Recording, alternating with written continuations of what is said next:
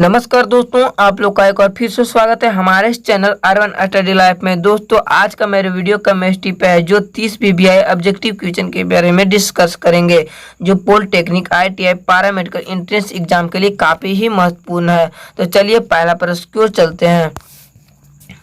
तो पहला प्रश्न है आपका, सोडियम को जल में डालने पर कौन सी गैस निकलती है? जब सोडियम को जल में डालते हैं तो कौन सी गैस निकलती है?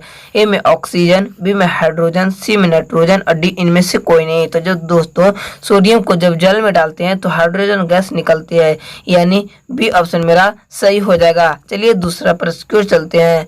तो दो में आपका निम्नलिखित में सबसे भारी धातु, मतलब पूछ रहा है सबसे भारी धातु कौन सा है? ए में तांबा, बी में यूरेनियम, सी में एल्युमिनियम और डी में चांदी। तो सबसे भारी धातु जो है यूरेनियम होता है, यानी बी ऑप्शन मेरा सही हो जाएगा। चलिए 3 नंबर प्रश्न की ओर चलते हैं।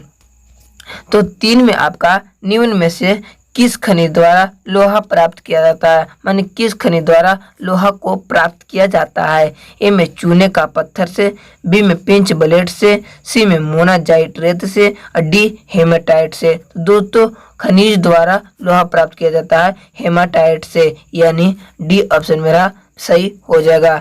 चलिए 4 नंबर प्रश्न की ओर चलते हैं। तो 4 में आपका द्रव्य धातु है, जो द्रव्य धातु तत्व है वो कौन सा है? ए में सिरका, बी में पारा, सी में सोडियम और डी में मैग्नीशियम। तो दोस्तों द्रव्य धातु जो है वो पारा है, यानी बी ऑप्शन मेरा बिल्कुल सही हो जाएगा। चलिए 5 नंबर प्रश्न की ओर चलते हैं। तो 5 में आपका पारे का प्रमुख अयस्क कौन है? जो पारे का प्रमुख अयस्क है वो कौन सा है? ए में सिनेबार, बी में पायराइट, सी में बॉक्साइट और डी में पर्लोसाइट। तो दोस्तों पारे का जो अयस्क है वह सिनेबार है, यानी ये ऑप्शन मेरा बिल्कुल सही हो जाएगा। चलिए 6 नंबर पर की ओर चलते हैं। तो 6 में आपका 6 नंबर के दोस्तों पहले डिस्कस करने के पहले आप लोग से एक रिक्वेस्ट है कि अगर हमारे इस चैनल को आप सब्सक्राइब नहीं किए तो चैनल को सब्सक्राइब कर ले और बेल आइकन को दबाना ना भूले। तो 6 नंबर पर की ओर देखते हैं। तांबा और टीन के मिश्र धातु कहलाता है। तांबा और टीन के मिश्र धातु को क्या कहते हैं? ए में पीतल, बी में सोल्डर, सी में कांसा, डी में नाइक्रोम। तो दोस्तों तांबा और टीन के जो मिश्रण को कांसा कहते हैं, यानी सी ऑप्शन मेरा सही हो जाएगा। चलिए 7 नंबर पर की ओर चलते हैं। तो 7 में आपका निम्नलिखित में कौन सबसे कठोर धातु है? जो सबसे कठोर धातु है वो कौन सा है? ए में सोना, बी में प्लेटिनम, सी में लोहा और डी में टंगस्टन। तो सबसे कठोर जो धातु है वो प्लेटिनम होता है, यानी बी ऑप्शन मेरा सही हो जाएगा। चलिए 8 नंबर पर की ओर चलते हैं। तो 8 में आपका हाइड्रोजन का कौन सा समस्थानिक रेडियो सक्रियता है? जो हाइड्रोजन का समस्थानिक होता है वो रेडियो सक्रियता कौन सा है? ए में प्यूटेरियम, बी में ड्यूटेरियम, सी में चारकोल, डी में कोई नहीं। तो हाइड्रोजन का जो समस्थानिक रेडियो सक्रियता होता है वह ड्यूटेरियम होता है, यानी बी ऑप्शन मेरा सही हो जाएगा। चलिए 9 नंबर पर की ओर चलते हैं। तो 9 आपको वेरी इंपॉर्टेंट है दोस्तों, जो आपके 10th के बोर्ड एग्जाम में पूछा गया है। मोलर गैस स्थिरांक का मात्रक है। मोलर गैस स्थिरांक का क्या मात्रक होता है? ए में जूल, बी में जूल प्रति केल्विन, सी में जूल प्रति मोल केल्विन और डी में सभी। तो दोस्तों मोल गैस स्थिरांक का जो मात्रक होता है जूल प्रति मोल केल्विन होता है, यानी सी ऑप्शन मेरा बिल्कुल सही हो जाएगा। चलिए 10 नंबर पर की ओर चलते हैं। तो 10 में आपका पानी का शुद्धतम रूप क्या है? जो पानी का शुद्धतम रूप होता है वो क्या है? ए में नल का पानी, बी में समुद्र का पानी, सी में वर्षा का पानी, डी में आश्रित जल। दोस्तों पानी का जो शुद्धतम रूप है वो वर्षा का पानी होता है, यानी सी ऑप्शन मेरा सही हो जाएगा। चलिए 11 नंबर पर की ओर चलते हैं। तो 11 में आपका दोस्तों एवी 10th के बोर्ड एग्जाम में पूछा गया है। तो 11 में आपका जंक उदाहरण है। जंक जो उदाहरण किसका है? ए में यौगिक का, बी में मिश्रण का, सी में क्रिप्टन का, डी कोई नहीं। दोस्तों जंक जो उदाहरण है वह यौगिक का उदाहरण है, यानी ये ऑप्शन मेरा सही हो जाएगा। चलिए 12 नंबर पर की ओर चलते हैं। तो 12 में आपका निम्नलिखित में कौन मिश्रण है? जो मिश्रण है वो कौन सा है? ए में मार्बल, बी में पानी, सी में पीतल और डी में सभी। तो दोस्तों मिश्रण जो है वो पीतल है, यानी सी ऑप्शन मेरा सही हो जाएगा। चलिए 13 नंबर पर क्यों चलते हैं। तो 13 में आपका निम्नलिखित में कौन विषैली गैस है, जो विषैला गैस है वो कौन सा है। ए में मस्टर्ड गैस, बी में क्लोरीन गैस, सी में क्लोरोफॉर्म और डी में सभी। दोस्तों विषैला गैस है जो सभी है।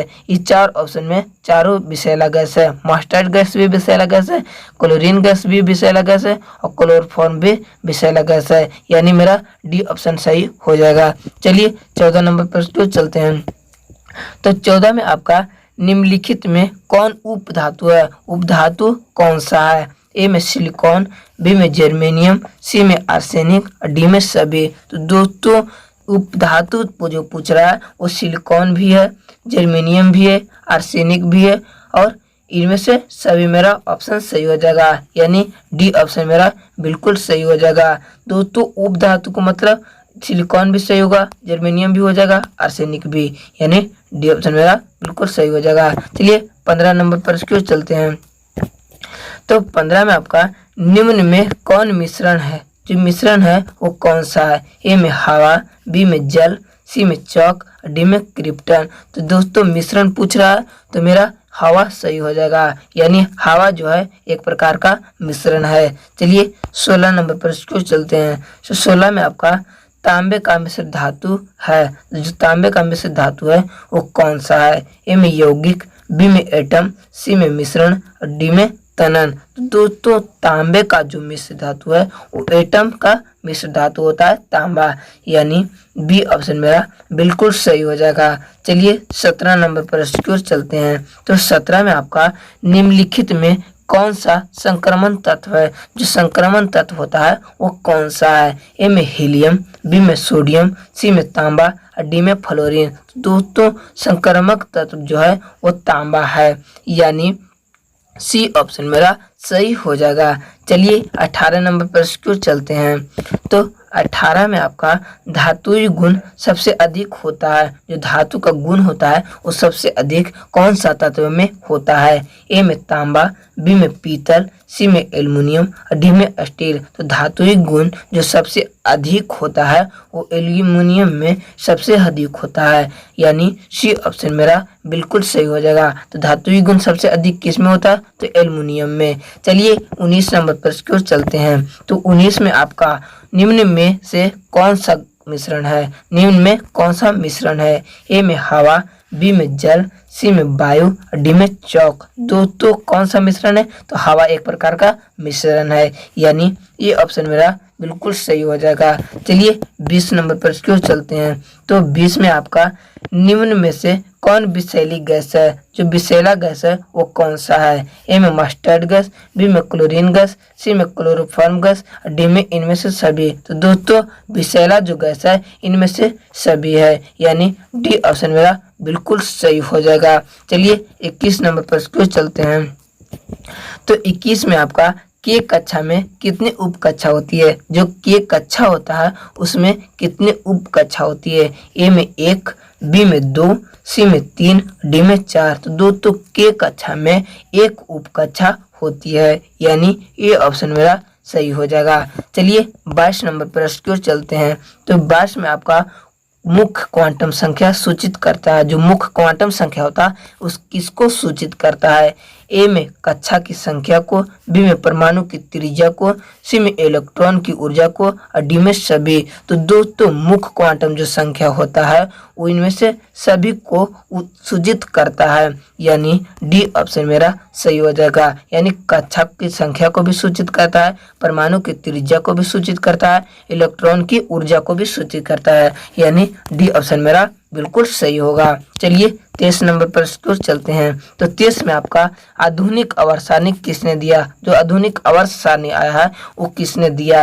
ए मोसले ने, बी मेंडलीफ ने, सी चार्ल्स ने, डी इनमें से कोई नहीं। दोस्तों आधुनिक आवर्त सारणी मोसले ने दिया, यानी ये ऑप्शन मेरा बिल्कुल सही हो जाएगा। चलिए 24 नंबर पर क्यों चलते हैं।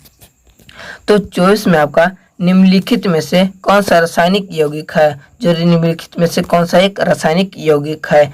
ए में सोडियम, बी में अमोनियम, सी में परमाणु और डी में चांदी। तो रासायनिक यौगिक जो है वो अमोनियम है, यानी बी ऑप्शन मेरा बिल्कुल सही हो जाएगा।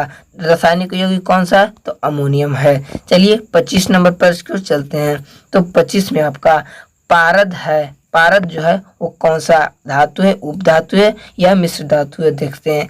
जो पारद है वो एक प्रकार का दोस्तों धातु है, यानी ये ऑप्शन मेरा सही हो जाएगा। चलिए 26 नंबर पर इसकी ओर चलते हैं। तो 26 में आपका समस्थानिक गुण पाए जाते हैं। समस्थानिक गुण कौन सा चीज होता है उसमें पाया जाता है? ए में तत्व में पाया जाता है, बी में अणु में पाया जाता है, सी में परमाणु में पाया जाता है और डी में चांदी में पाया जाता है। तो दोस्तों समस्थानिक जो गुण होता है वो परमाणु में पाया जाता है, यानी सी ऑप्शन मेरा बिल्कुल सही हो जाएगा। चलिए 27 नंबर पर चलते हैं। तो 27 में आपका विद्युत धन ऋणात्मक सबसे अधिक होती है। जो विद्युत ऋणात्मकता होती है वो सबसे अधिक किस तत्व में होती है? ए में क्लोरीन, बी में ब्रोमीन, सी में आयोडीन और डी में फ्लोरीन। तो दोस्तों विद्युत ऋणात्मकता जो सबसे अधिक होती है वो फ्लोरीन में होती है। इसका संकेत एफ होता है, यानी विद्युत ऋणात्मकता सबसे अधिक किसमें होता है? तो फ्लोरीन में। चलिए 28 नंबर पर इसको चलते हैं। तो 28 में आपका हाइड्रोजन परमाणु संख्या होती है। जो हाइड्रोजन की परमाणु संख्या होती है वो कितनी होती है? ए में 2, बी में 5, सी में 8 और डी में 10। तो हाइड्रोजन परमाणु संख्या की कितनी होती है? तो 5 होती है, यानी बी ऑप्शन मेरा सही हो जाएगा। चलिए 29 नंबर पर इसको चलते हैं।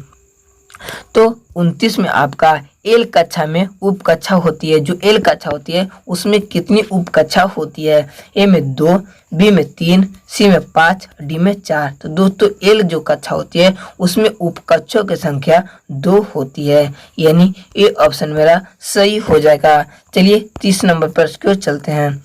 तो 30 नंबर प्रश्न देखते हैं। आधुनिक आवर्त सारणी आधारित है, यानी आधुनिक आवर्त सारणी किस पे आधारित है? ए में अणु भार पर, बी में परमाणु भार पर, सी में न्यूट्रॉनों पर, डी में परमाणु क्रमांक पर। तो दोस्तों आधुनिक आवर्त सारणी जो है वो परमाणु क्रमांक पर आधारित है, यानी डी ऑप्शन मेरा बिल्कुल सही हो जाएगा। दोस्तों आज बस इतना ही, मिलते हैं अगले वीडियो में।